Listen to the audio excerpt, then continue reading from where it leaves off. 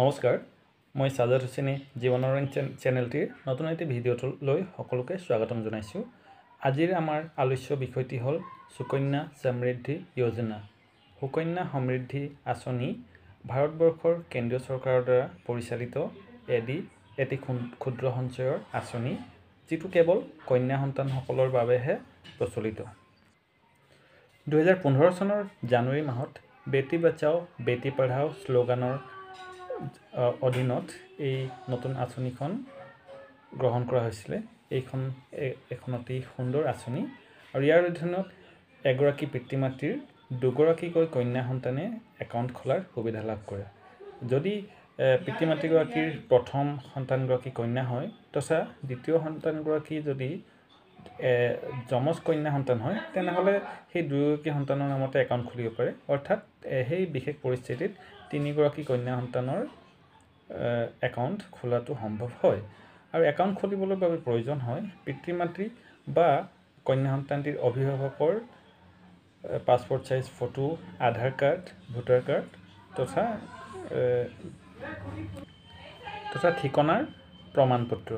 0 পৰা 10 বছৰ বয়সৰ ভিতৰৰ যিমানবোৰ ভাৰতীয় কন্যা সন্তান আছে, সকলোৰে নামতে এই সুকন্যা সমৃদ্ধি যোজনাৰ অধীনত একাউণ্ট খুলিব পাৰি। আৰু বৰ্তমান সময়ত ভাৰত চৰকাৰে অতি আকৰ্ষণীয় সুদৰ হাৰ প্ৰদান কৰিছে। বৰ্তমান ইয়াৰ সুদৰ হাৰ হ'ল 8.2%। প্ৰথম যেতিয়া আঁচনিখন আৰম্ভ কৰা হৈছিল 9%ৰ ওপৰত সুদৰ হাৰ দিছিলে, কিন্তু মাজতে 7.2লৈ কমি গৈছিলে আৰু বৰ্তমান 8.2, যিটো যথেষ্ট উন্নত সুদৰ হাৰ বুলি ক'ব পাৰি। আৰু এই আঁচনিৰ অধীনত 14 বছৰৰ বাবে ধন জমা দিব লাগে আৰু তাৰ পাছত পৰৱৰ্তী 7 বছৰ অপেক্ষা কৰিব লাগে। পৰৱৰ্তী 7 বছৰ কোনো টকা দিয়াৰ প্ৰয়োজন নাই, কিন্তু ইয়াৰ মেচুৰিটি সময়সীমা হ'ল 21 বছৰ। ই এটা দীৰ্ঘকালীন আঁচনি। এই আঁচনিৰ অধীনত জমা ধন আৰু সুতৰ ওপৰত কৰ ৰেহাই পোৱা যায়। যিকোনো চৰকাৰী বেংক তথা ডাকঘৰত এই আঁচনিৰ একাউণ্ট খোলাৰ সুবিধা আছে। আৰু যদি কোনো বাণিজ্যিক বেংকতো এই আঁচনিটো চলাইছে, তেতিয়া তাতো একাউণ্ট খুলিব পাৰি। আৰু একাউণ্টটো অফলাইন তথা অনলাইন দুয়োটা প্ৰক্ৰিয়াৰে খোলাৰ সুবিধা আছে। আৰু ইয়াৰ আটাইতকৈ ডাঙৰ সুবিধাটো হ'ল যে বছৰি ন্যূনতম যদি কোনোবাই 250 টকা জমা কৰে, তেতিয়াও এই যি আঁচনিৰ একাউণ্ট, সেই একাউণ্টটো চলি থাকিব। আৰু ইয়াৰ সৰ্বোচ্চ সীমা হ'ল বছৰি 1.5 লাখ টকা।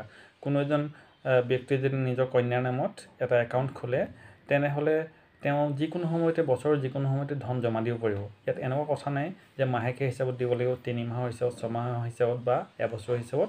তেনে কোনো ইয়াৰ নিৰ্দিষ্ট নীতি নাই। আপোনালোকৰ যেতিয়াই যাৰে সুবিধা হয়, যেতিয়াই আমাৰ হাতত পইচা থাকে, তেতিয়াই এই ধন জমা দিব পাৰি। খালি 1.5 লাখৰ ওপৰত পাৰ ইয়েৰ হ'ব নালাগিব। আৰু এইটো যথেষ্ট সুবিধাজনক। এই একাউণ্টটো প্ৰায় ছেভিংছ একাউণ্টৰ দৰে। খালি ইয়াৰ টকাখিনি উলিয়াই আনিব নোৱাৰি আৰু ছেভিংছৰ টকাখিনি উলিয়াই আনিব পাৰি।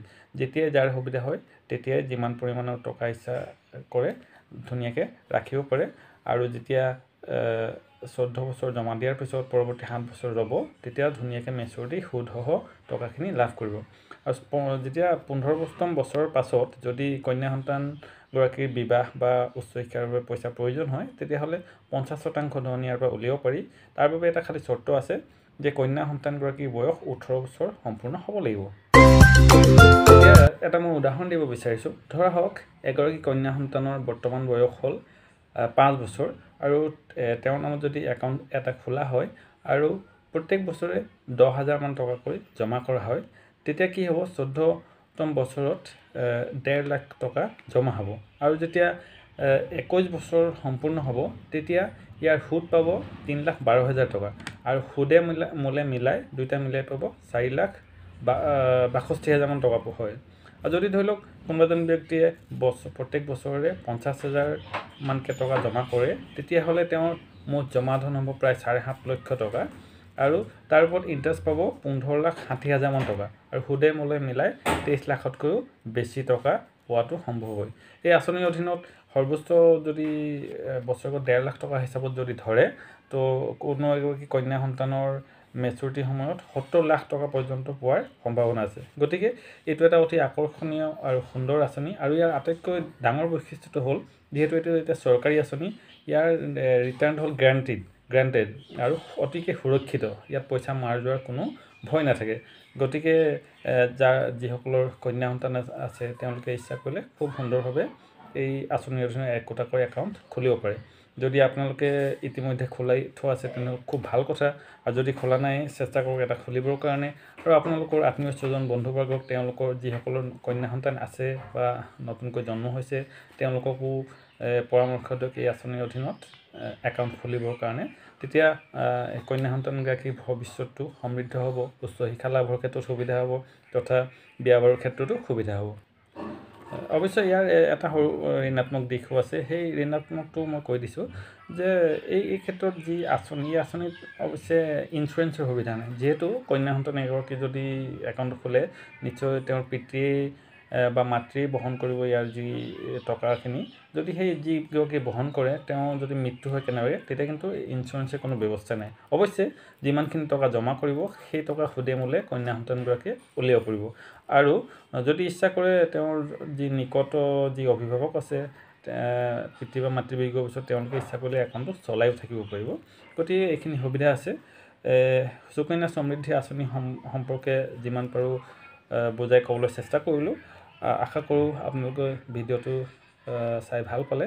যদি ভাল পালে এটা লাইক কৰিব, আৰু ভৱিষ্যতেও এনেধৰণৰ ভিডিঅ' পাবলৈ হ'লে চেনেলটো ছাবস্ক্ৰাইব কৰিব, আৰু ভিডিঅ'টো আত্মীয় স্বজন তথা পৰিয়ালজনৰ মাজত অনুগ্ৰহ কৰি শ্বেয়াৰ কৰিবলৈ নাপাহৰিব। তথা ইয়াৰ সম্পৰ্কে মতামত আকাৰে আপোনালোকৰ মনোভাৱ জনাবলৈ চেষ্টা কৰিব। মতামত জনালে যথেষ্ট ভাল লাগে। আৰু এটা কথা মোৰ মাজতে এৰাই গ'ল, সেইটো হ'ল কি, এই সুকন্যা সমৃদ্ধি যোজনাৰ অধীনত একাউণ্ট খোলাৰ সময়ত ছোৱালীগৰাকীৰ বাৰ্থ চাৰ্টিফিকেট প্ৰয়োজন হ'ব। যদি আধাৰ কাৰ্ড থাকে আধাৰ কাৰ্ডেৰো হ'ব, কিন্তু ধৰি লওক যেনিবা জন্ম হোৱাৰ দুদিন এদিন বা এমাহৰ পিছতে যদি কোনো একাউণ্ট খুলিব বিচাৰে তেতিয়াতো আধাৰ কাৰ্ড নাথাকিব। তেতিয়া বাৰ্থ চাৰ্টিফিকেটেৰে বা জন্ম প্ৰমাণ পত্ৰটোৰে ইয়াৰ ধুনীয়াকৈ একাউণ্ট খুলিব পাৰি। গতিকে আজিৰ এই ভিডিঅ'টো ইমানতে সামৰিব বিচাৰিছোঁ। ধন্যবাদ। জয় আই অসম।